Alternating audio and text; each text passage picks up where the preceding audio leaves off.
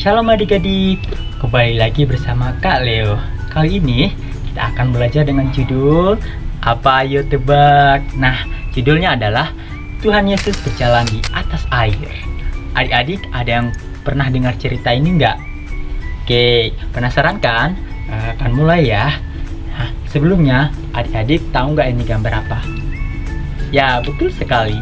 Ini adalah gambar pantai. Nah, suatu ketika saat Yesus selesai mengajar di pinggir pantai, ia menyuruh murid-muridnya untuk mendahulunya pergi ke seberang. Nah, dan murid-muridnya pun menurutinya. Mereka pergi ke seberang dengan menaiki perahu.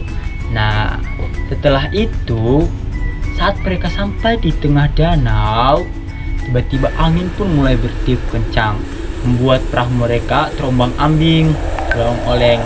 Nah, hal ini membuat murid-muridnya ketakutan. Lalu pada saat itu juga Tuhan Yesus pun datang. Ia datang mendekati perahu itu dengan berjalan di atas air. Nah, saat Yesus berjalan mendekati mereka, murid-muridnya berkata, "Siapakah engkau?" Lalu Yesus berkata, "Jangan takut, ini aku."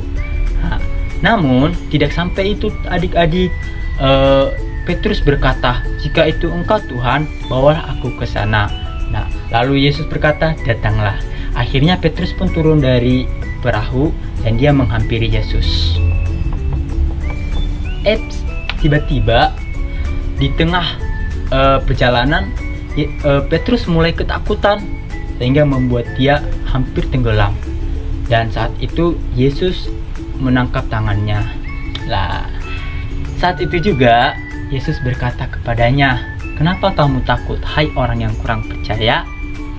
Nah, lalu setelah berkata itu, Yesus akhirnya dan Petrus mereka menaiki perahu bersama. Dan setelah itu mereka pun akhirnya sampai ke seberang pantai. Dan para murid-muridnya berkata bahwa sungguh engkau adalah anak Allah. Nah, demikian cerita yang kakak sampaikan. Terima kasih, shalom semuanya.